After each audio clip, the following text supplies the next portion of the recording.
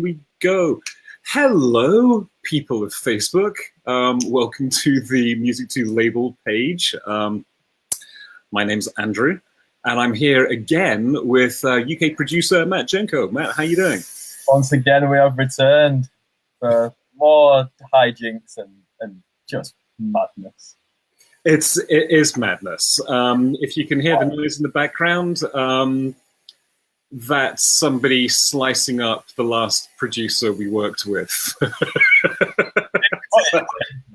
He kept using the wrong synth patch and the wrong samples, so we had to get rid of him. You chop them up with a bandsaw. That's what it takes. So, why are we here? We're here because we are going to chat a little deeper about Matt's new release, Clarity, which was released through the Musicto label. It's featured on the essay writing playlist. It's featured on the Music to Save the World playlist.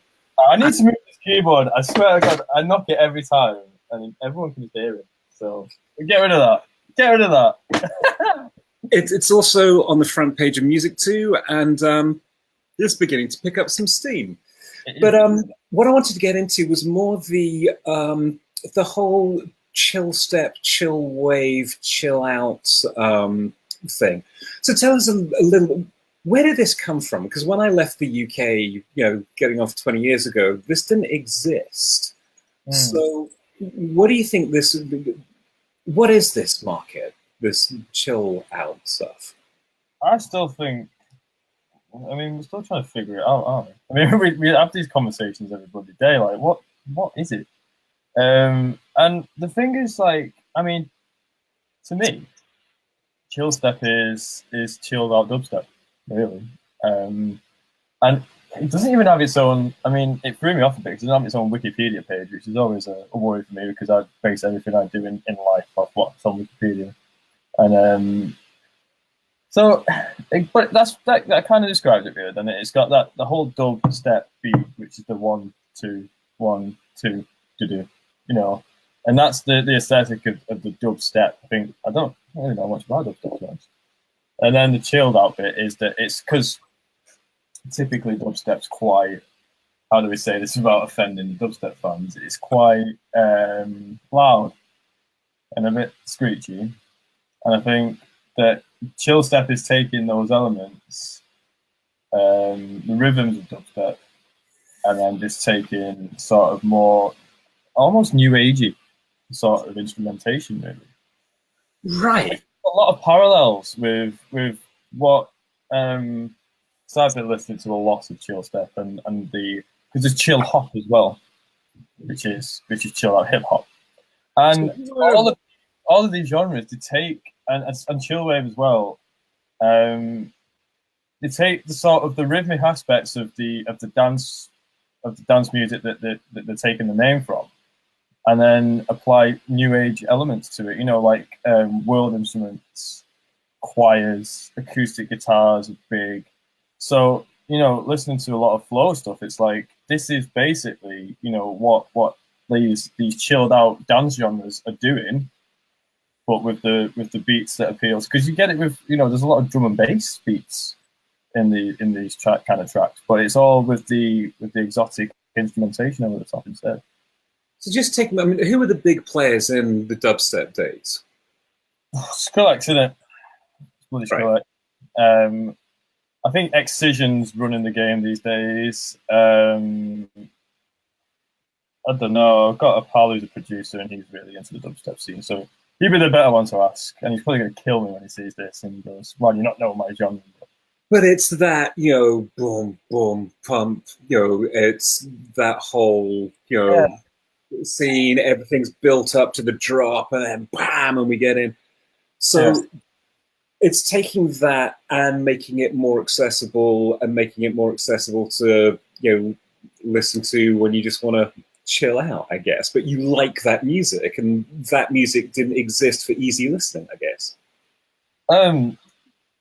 No, it didn't. You think about it, like you're trying to relax, and then you can't put dubstep on really to relax to. It's sort of, to me, it's the antithesis of relaxation. But it's actually going back to Skrillex. It was Skrillex that inspired Clarity. That song "Fire Away." To me, that is quintessential chill step. You know what I mean? It's got all the chill step because he's a dubstep producer, isn't he? Do you know what I mean? So it's got all the aspects of dubstep, but with the chilled out rainforest ambience and the soft instrumentation, and that's what it is, really, isn't it? It's a way for people who enjoy the rhythmic aspects of dubstep to enjoy it in other contexts, really. And what was really interesting, because I was, having the conversation with the people from Flow. Flow was the group that, there's the track Flow that was the featured track on the playlist last month on the essay writing list. And, they work with Will Ackerman, who was, the originator or, one of the major architects of New Age. Miles. Yes. Of New Age, but it's brilliant, isn't it? I'm sorry. Technical difficulties here. But I don't know, it was until I pointed it out. The way that New Age music came about was all the music scene in the, coming out of the 60s into the 70s and the major 70s, was this heavy guitar rock. Everybody was doing rock music, and there wasn't any room for anybody just to do this acoustic instrumental stuff on guitars. Yeah. And so Windham Hill, their early records, weren't what we call New Age. When we think of New Age as in, trippy fairies, all of that kind of, world, peace, which I'm all for, by the way. Yeah. But it was just a way of taking the guitar music that had been locked up in, rock and roll and bringing it out and giving it a more, chilled out, bloody vibe. And it's called New Age because it was this new age of guitar music. Yeah. And it's just, the parallels are frighteningly similar, aren't they? Yeah, that's what I was thinking. Like, I think whenever you get like a major sort of musical movement, there will always be ways to adapt it to a, just a different platform. You know what I mean? And there'll be people doing it in all different directions. But I think chill out music is it's probably one of the easiest ways to to create purpose out of music. To make music to chill out to, because chilling out is difficult. There's a huge fucking industry in just getting people to calm the fuck down, and really, you know what I mean? Like, stress is killing people. We just had a well-being day at work, and there was loads of, like Reiki and meditation practices, yoga. We put these stress dots on my hand, and it turns out I'm tense as fuck and have been all day. Again, you know what I mean? But chilling out is something that humans, in particularly in our culture, we struggle with. We really, because we're constantly bombarded by life. It doesn't give up. It's relentless, and music is, because it taps into that primal, primitive area of our being. Oh God, what was that? Anyway, it does. It taps into something that's like just. It's kind of beyond our understanding, really, isn't it? I mean, we don't get how, music can just get to a part of us that words can't. So that's, I mean, for me, like, the chill out market in music is so big because it's like I said, it's like the easiest way to make music have a function. Right, but the challenge is, I mean, and I think we're, again, right time, right place, right time. I mean, if the traditional model for distribution of music has been radio, yeah, and that's where you heard new stuff. I mean, nobody's gonna, program unless it's, the late hour, whatever. But the vast majority of people are hearing music in the car on the way to work or whatever, and chill out music isn't going to exist there. So, what's the best distribution platform for that? It bloody is the playlist, isn't it? It is through social media. Would you think? When, like I said, like music with utility, music that has a function, has a purpose that you put on to achieve a result, the radio can't do that. Do you know what I mean? Unless you've got the broadcast in front of you and you know that, all right, well, If I'm going to want to chill out, I'm going to have to wait till the smooth hour at 2 o'clock in the morning. So until then, I'm just going to have to be stressed, I guess. You know what I mean? But it's like, if you instead, you know, you've got access to, right, I'm chilled out, I need to chill now. I need to, you know, the playlist is there ready for you. And this is it, isn't it, really? Having music that's purpose built for a mood or for a behavior, or again, it doesn't have to be chilling out. Chilling out, like I said, is one of the easiest examples. But if you're feeling like you need to grieve, you know what I mean? That you can't wait around for the radio to accommodate that. You need to take proactive, you know, behaviors and seek out the playlist or the set of music or the cathartic materials, whatever they are, that are going to help you to grieve that day. Or if you're feeling particularly celebratory, you know what I mean? Just, you know, there's you know, you want that music there and then. You don't need to click through the radio going, I'm buzzing, but it's all Will.i.am and stuff. Oh, Will.i.am's quite celebratory. I meant to say the other guy, what's his name? Will Young. You know, he's that's a blast from the past, actually, isn't it? You know who Will Young is? I think you said Will Young, Neil Young, for sure. No, Will Young. Oh, well, right. No, I think the points got lost there, actually, hasn't it? What I meant is, if you're buzzing, you don't want to be finding loads of ballads. You want the uplifting music, and you want it there and then. Right. So there's music as utility, but there's also the choice. You know, it's no longer, you know, music is no longer a push, you know, platform. Whereas, you know, you had to wait to get what you wanted, and it was pushed into you. Music is now a complete pull. Yeah. Where, you know, you take your phone and you go get whatever you want because you can get it everywhere, which to me is going to be super interesting, because if you look at what happened with new age music post Windham Hill, it bloody exploded, didn't it? I mean, you saw what happened through, you know, the 80s and the 90s, and people like, you know, Yanni.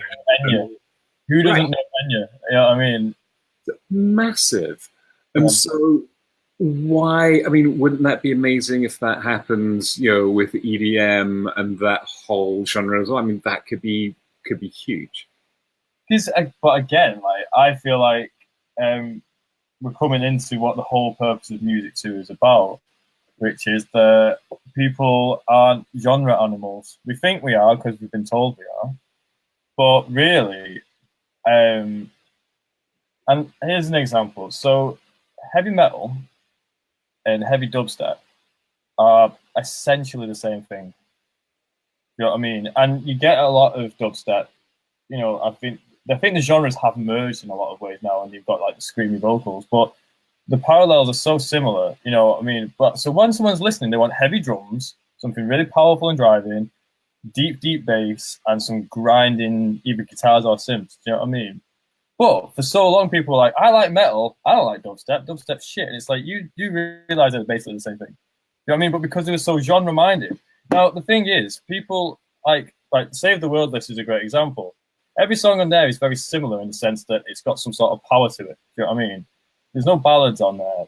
I don't like ballads. I don't like soft music. It doesn't, you know, in a sense, well, I say soft music, I mean like sort of washy pop. Do you know what I mean?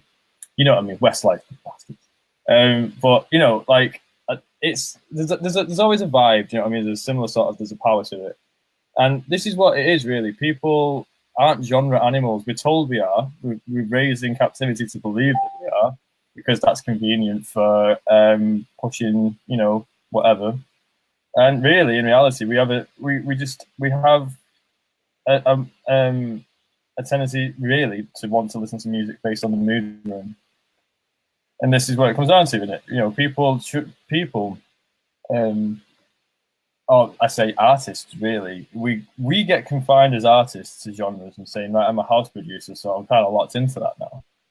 And, you know, in reality, we should be saying, well, what music do I like? What music do I want to make? And this is where I feel like the other arm of what Musicto is about is going to be fostering artists that are, you know, creating content for you know, for purpose, you know what I mean, for specific goals and for specific moods and stuff like that. And we get rid of the idea of genre altogether because it's not that helpful. I'm super excited about this. I mean, this is, you know, it just wraps a smile over my face. which brings us, because we can't get there. I mean, God, if we could get there tomorrow, it would be great. But it will be steps and phases, and we're in the process of doing that. But one of the things that's going to take us there is the idea that has been, fostered inside the Slack community of the Musicto playlist. And, I mean, I've been looking at the month, but I think it's going to be the quarterly thing. Talk to me about that.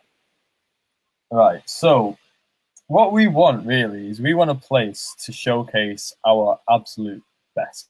Do you know what I mean? And we've got a cohort here of try and say cohort of cool collaborators. It's not easy to say, but that's what I was trying to say.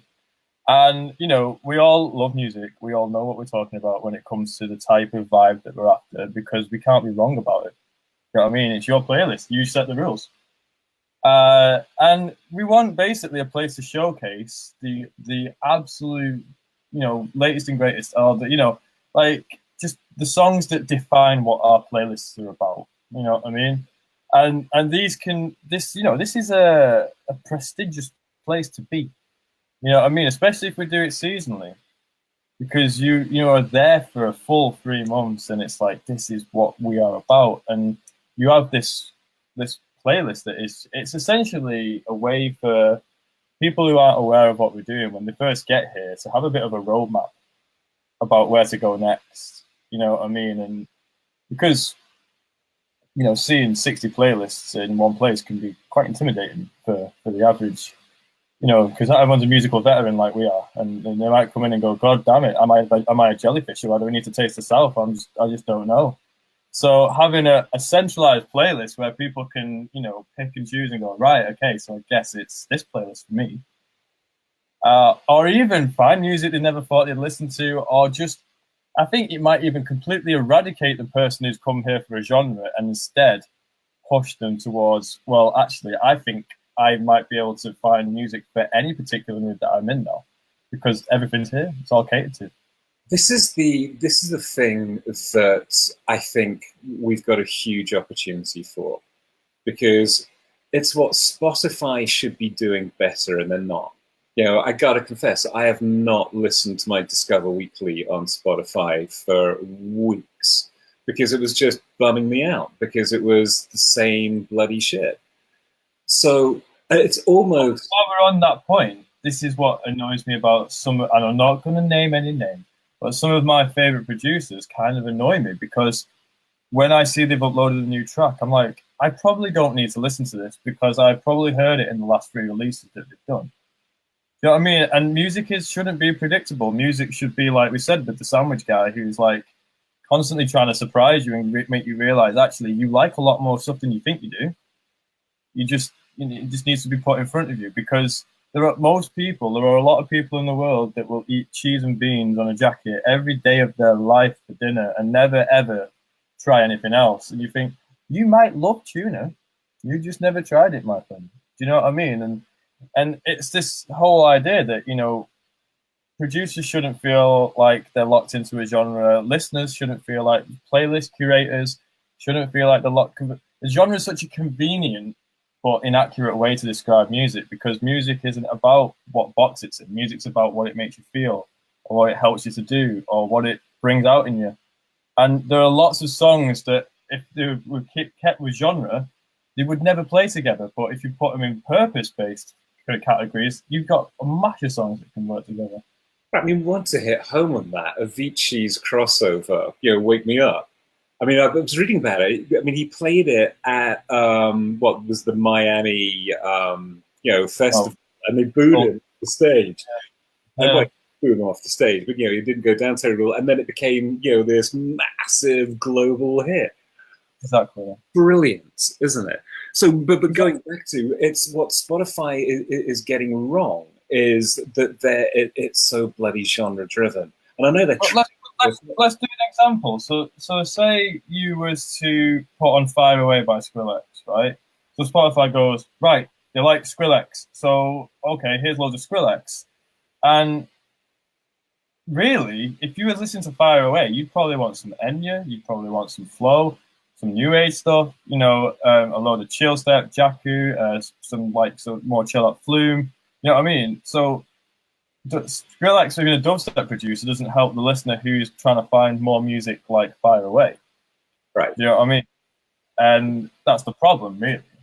I think there's an awful lot of bad music out there, and we get an awful lot of track submissions with and when I say bad music, it's bad production and it's bad sonics and there's bad songwriting and whatever. But what we publish is great, and I think the idea of having, and I think we'll roll with summer. I think the first one we'll do is Summer 18, the Musicto Summer 18 playlist, and there'll be about 45 tracks on there, completely spanning genre, but there will be one thing that unites all the tracks, is that they will be great songs for, you know, because the idiot curators, you know, love them so much that they're prepared. So you can come in, and the analogy for me, it's not quite, but you probably, I don't even know if you were alive, but now that's what I call music. When that first came out, that was revolutionary. Yeah. And so the genre there is music. That's what it is. Right. And it's great. And that when it came out, we were all like, shit, you can get all the number ones on all the different genres on one record. That's we used to collect them in our house. We had probably, I think we started on now 45 or something like that. I think it's on now 2 billion. Right. Or something. I remember now one, and it was revolutionary, and I think it was now, or were they really going, this is going to take off so we can start numbering them straight away? No, you're right. I think it was just called Now That's What I Call Music. Yeah, and it's great. That's exactly the analogy, though, isn't it? Because, you know, even the radio, like if you listen to Capital FM, which I don't know why you would, but, you know, it can go from really soft pop to, you know, Bring Me the Horizon, you know, have been played on there. So, you know, even the radio is not playing by the genre rule. Right. So I'm excited about it. And because the songs are all good, we'll have to work out how how to do it, because the playlist will exist and it will be a Spotify list of just the artist and the track name. But we've got to somehow let the listener know that this track came from this playlist, which we're not going to be able to do inside Spotify. No, but I mean, it can be underneath the player. Just say, you know, this was exactly how index, basically. So it's like, you know, this was provided by, you know, and you know, the name of like Aswani, you know what I mean, or provided by John, or you know what I mean. And about the menu nav on the site is brilliant, because now we're just tidying everything up superbly, and we'll just have Spotify, Apple playlists, you know, be a curator. And then info, and then we'll have one more menu nav, which will be Summer 18. And we'll just drive people to it. Yeah. There's the playlist, there's the track listing, and then all the other seasonal playlists will be underneath. Beautifully done. But the thing is, and this is a message to anyone who's thinking of submitting a track, you get your track submission correct and you follow, you know, what the curator wants, you could find yourself on that playlist. This isn't just going to be for mainstream artists, you know what I mean? It's going to be for the person or the artist who we most engage with in that season. So it very well could be you at the top of that playlist. Submission person. Right, and to put that into perspective, we're getting about 1,000 track submissions a month at the moment. We're about to go through another spurt, but let's say we're doing about 25,000 page views. So you're going to have thousands of people, because that's the one playlist that we're going to be pushing above all others. Yeah. You're going to have thousands and thousands of people, you know, exposed to the track. So getting on that list, is going to be pretty desirable. Exactly, you would want to be on there, and what that means, you know, in terms of how can you get on there, is just do a bit of research before you submit a track. Don't do what I think a lot of people when they first start submitting tracks to playlists do, which is just do a big blast to anyone. Especially not with us, because it's not going to work on all the playlists. You know, there are tracks that you would submit to me that wouldn't work on Taste the South. You know what I mean? Or Rep New York. So just give it a bit more love, and you are far more likely to get on there, and it'll pay off. You know what I mean? It doesn't, you know. Yeah, there's the. I mean, defining and refining this construct at the moment, and it's time for time. Yeah. You're the artist, and you want to get your track on so many lists, so you spray and pray, and you hit 50 people, and you've got to take. You don't have the time to listen to a particular list to see if you're a good fit. But the other side of the coin is the curator receives 50 tracks and they don't have the time to listen to the 50 tracks. No. So how is it going to work? And so it is time you as the artist have to be smarter about choosing which playlist you submit to, which means you're going to have to do a bit more research, and then you're going to have to write a compelling entry. And the playlist curator is going to have to be far smarter at choosing which track to listen to. And the only thing, the most easy thing for a curator to look at visually as to whether they're going to listen to the track is how much bloody text was written. Exactly. If you write a lot of text, I know that seems off-putting, and we're told in this culture to not, but for us, we like a lot of text. We like seeing that the best submissions that I get, and they tell me a little story. And I always go on about story, but that is so important. Do you know what I mean? And I get it, right? There are lots of playlists out there, and you just spray and pray. You think, they throw as much shit at the wall and see what sticks. But in my experience, you're better slowing down, submitting. I submit clarity at the moment to one playlist a day. Do you know what I mean? At the most. And I take the time to sit and listen to their playlist, and I say to them, look, I'm a curator myself. I know how this feels. I know what it's like to get a submission, and it doesn't fit. So, just take your time with it, because, we're professional curators. We know what it's like, and just, it'll pay off more if you just research the person, contact them politely, and spray and pray isn't going to work for you. You know what I mean? It might work and get playlisted on some places, but the best thing to do is to just, quality over quantity, basically. And that applies especially to us, because there's 60 of us, and we're not all going to playlist the same song. So you better pick in the ones that are most likely to playlist it, and the most likely ones to playlist it are the ones who you've sat and understood what their playlist is about. Don't submit to Jellyfish if you don't know your own inner Jellyfish. You know what I mean?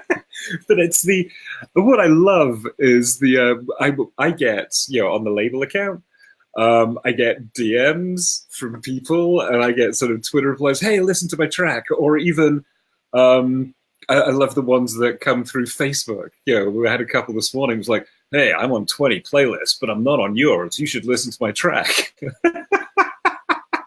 And I'm like, okay, but I'm not ever going to be a dick, but it's just like, hey, thank you for reaching out. If you'd like to get your tracks on some playlists, here, go to the track submission page and find a playlist that works for you. But the message there is go through the appropriate avenues. That's why we set them up.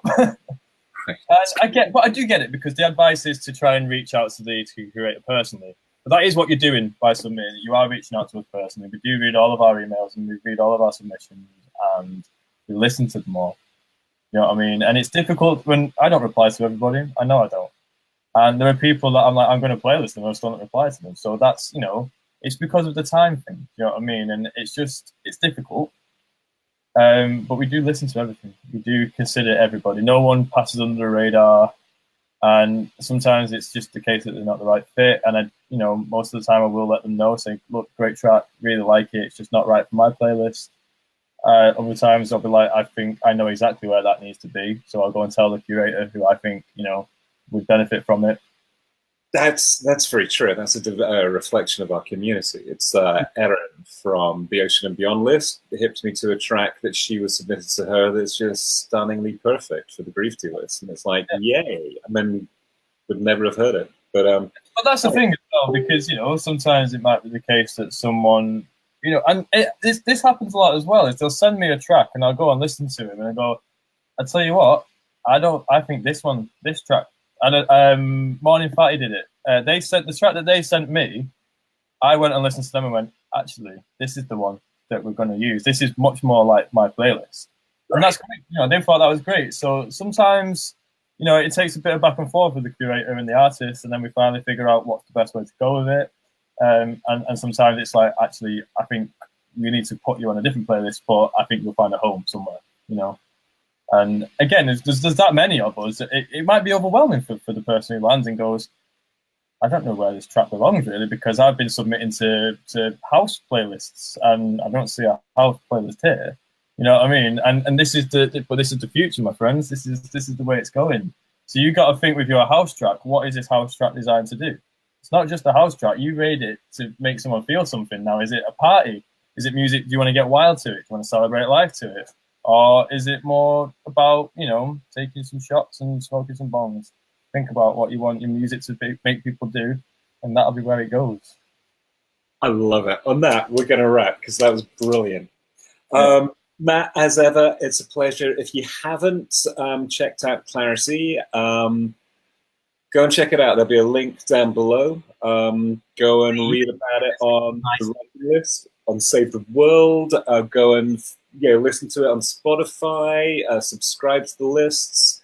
And we'll probably have a chat probably in the next 10 days or so. And we'll continue the conversation. Yeah. Just get all up in it. Get involved in Clarity. Just let it just wash over you and get in the bath of it. I don't know. Do what you want. Cleanse your mind. It helps. It really does. I've grown the business in the last month just by listening to Clarity. I mean, I'm not saying I'm a magician, but I am definitely like a sorcerer's apprentice or the little guy that does the cauldron. On that note, Mr. Magician, take care, mate. I will catch you, and we'll see you all on the flip. See you later, guys.